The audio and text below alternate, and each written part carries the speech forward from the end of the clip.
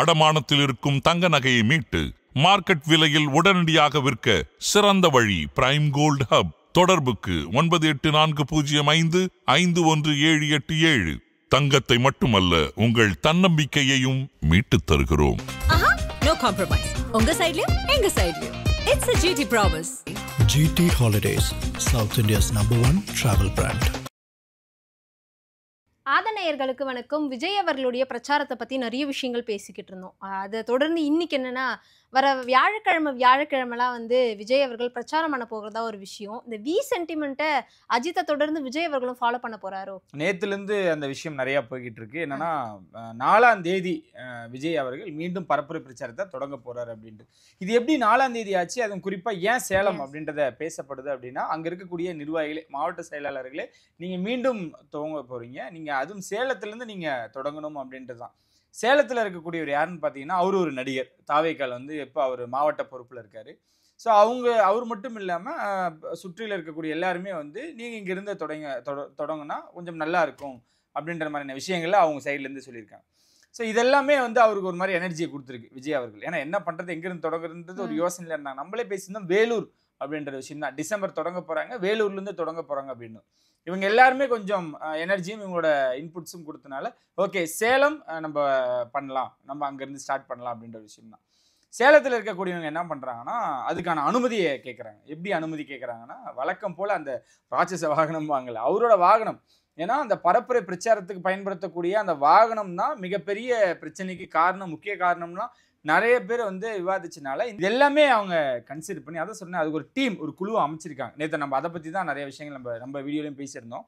அவங்க சைட்லேருந்து கேட்கும் பொழுது, ஆனால் அந்த பரப்புரை பிரச்சாரத்தோட அந்த வாகனம் இருக்குல்ல, அதை எப்படி பயன்படுத்த போகிறாங்கன்றது எங்களுக்கு தெரியல. இன்னொரு விஷயம், ரோட் ஷோ அப்படின்றது அரசாங்கமே அதை கோர்ட்டில் இருக்குது, அந்த வழக்கு கூட கோர்ட்டில் இருக்குது. இப்போதைக்கு அதுக்கு அனுமதி இல்லை. ஸோ அப்போ ரோட் ஷோ அப்படின்றது இப்போதைக்கு கிடையாது அப்படின்ற முடிவில் இருக்காங்க. விஜய் எப்படி சேலமோ இல்லை வேற எங்கேயாவது இருந்தாலுமே கூட மற்ற மாவட்டங்களுக்கு எங்கே போவார், எப்படி போவார்ன்றது விஷயம். இப்போ சேலத்தில் சொல்லும் பொழுது அந்த வாகனத்தில் பரப்புரை பிரச்சாரம் அப்படின்றது இல்லை. அதை ரொம்ப எப்படி சொல்றது, தெளிவாகவும் ரொம்ப ஆழமாகவும் சொல்கிறாங்க. ஸோ அது ஒரு மாதிரி நல்ல விஷயமா கூட அதை பார்க்க முடியுதுன்னு நினைக்கிறேன். ஏன்னா அவங்க கேட்கக்கூடிய இடம், கேட்கக்கூடிய விஷயங்கள் எல்லாமே இப்போ இந்த இடம் கேட்குறாங்க அப்படின்னா, குறிப்பிட்ட அளவு கேட்குறாங்க, அதை பாதி அந்த வாகனம் எடுத்துக்குது இல்லை. ஸோ அதனால் வாகனம் அப்படின்றது என்ன பண்ண போகிறாங்கன்றது நம்மளுக்கு தெரியல. விஜய் எப்படி வருவார்ன்றது நம்மளுக்கு தெரியல.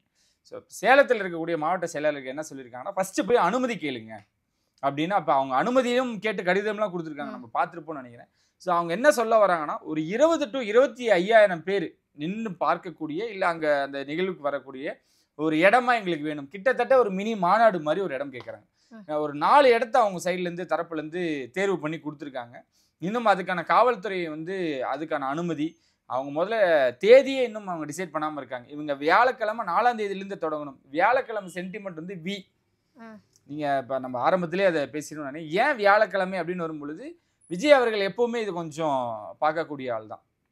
விக்கிரவாண்டி, வீசாலை, தமிழக வெற்றி கழகம் இந்த மாதிரிலாம் வரும்பொழுது ஸோ அந்த சென்டிமெண்ட் எப்போவுமே அவங்களோடய இருக்கும். நீங்கள் வியை அஜித்துக்கு மட்டும் இல்லை, விஜய்க்கும் பொருந்தும். இன்னொன்னே சென்டிமெண்ட் எப்போவுமே அஜித் அவர்கள் தான் ரொம்ப பார்ப்பார்.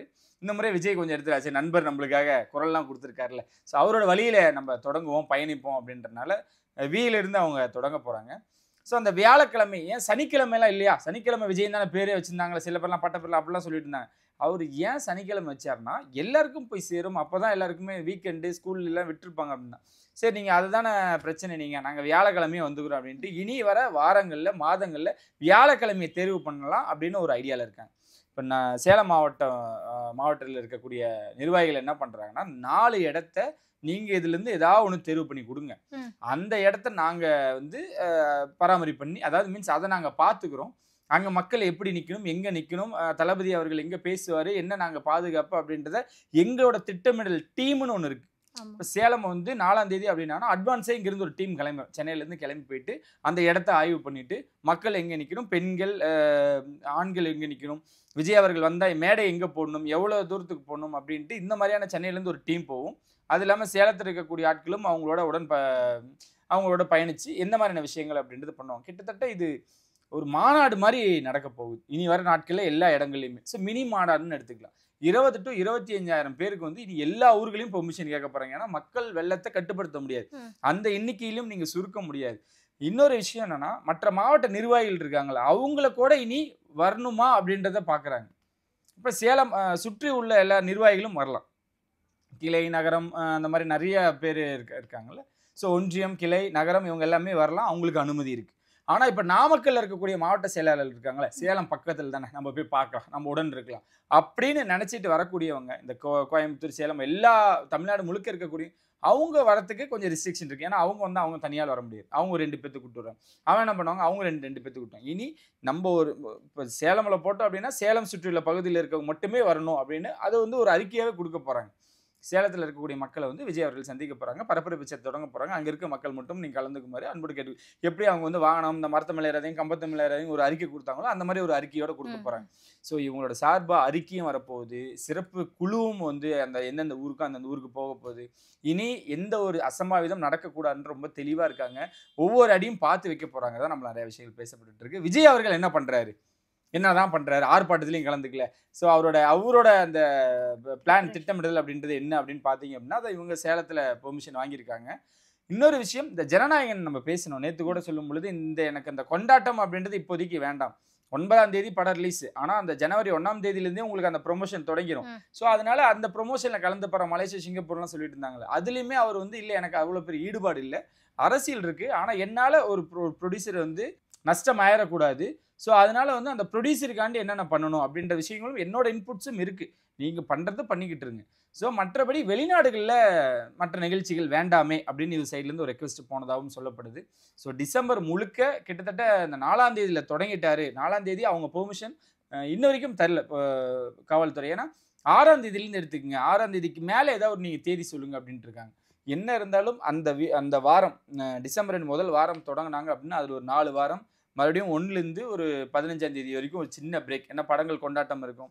இவரே போனாலுமே கூட அந்த செலிப்ரேஷன் அங்கே தான் இருக்கும். ஏன்னா பொங்கல் லீவில் எல்லாரும் அங்கே தான் இருப்பாங்க. ஸோ அதுக்கப்புறம் அந்த கிட்டத்தட்ட ஒரு 7ஆம் தேதி அதுலேருந்து நீங்கள் பொங்கலுக்கு அப்புறம், இந்த விடுமுறைக்கு அப்புறம் மீண்டும் தொடங்குறாரு. வேகம் எடுக்க போறாரு.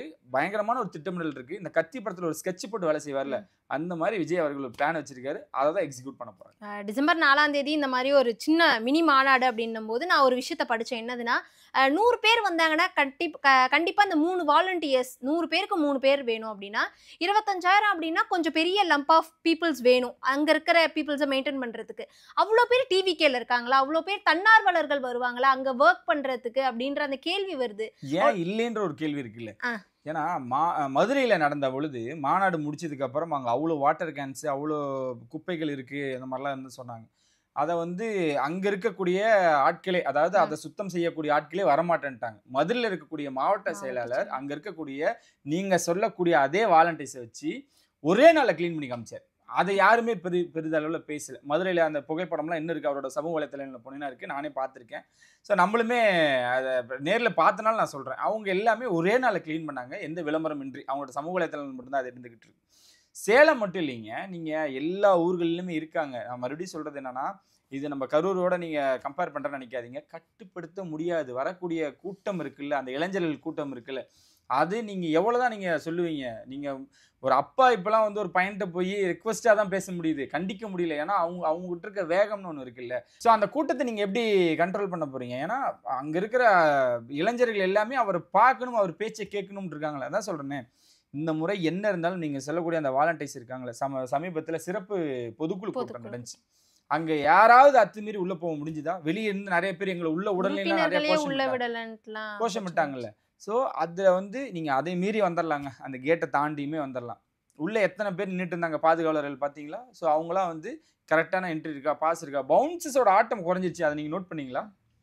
பவுன்சஸ் எல்லாமே வந்து இப்போ விஜய்க்கு சுற்றி ஒரு 3-4 பேர் இருக்காங்க, பெரிய ஆட்கள், அவங்க மட்டும்தான். மீதிலாம் பெரிய விஷயமா வாழாட்ட முடியாது. இவங்களாம் என்ன சொன்னாங்கன்னா, வெளிநாட்டிலேருந்து ஆட்களை இறக்கிட்டாங்க. நம்மளே சொல்லியிருந்தோம், ரொம்ப தவறாக இருக்குது, அது வந்து ஒரு மாதிரி எப்படி சொல்கிறது, ரஃபாக ஹேண்டில் பண்ணுறாங்க, ரொம்ப ரூடாக நடந்துக்கிறாங்க அப்படிலாம் சொல்லப்பட்டுச்சு இல்லை. அதை அப்படியே குறைச்சிட்டார் விஜய்.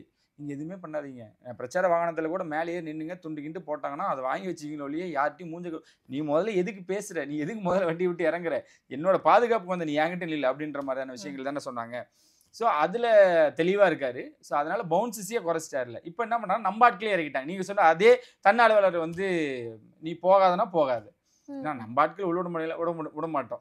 ஸோ அவங்க ரொம்ப தெளிவா இருக்காங்க. இந்த முறை அப்படிதான் நடந்துச்சு சிறப்பு பொதுக்குழு கூட்டத்திலையும். அந்த மாதிரி நீங்க சொல்லக்கூடிய சேலம் மட்டும் இல்ல, இனி போகக்கூடிய எல்லா ஊர்கள்லையும் அந்த வாலண்டியர்ஸ் வந்து தீவிரப்படுத்த போறாங்க, அதிகப்படுத்த போறாங்க. தண்ணி, உணவு, நீங்க சொல்லக்கூடிய அந்த கழிவறையெல்லாம் நிறைய விஷயங்கள் இருக்கு, அந்த பாதுகாப்பு விஷயங்கள்லாம் இருக்குல்ல, எல்லாத்துலேயுமே முன்னெடுத்து தான் அவங்க பண்ண போறாங்க.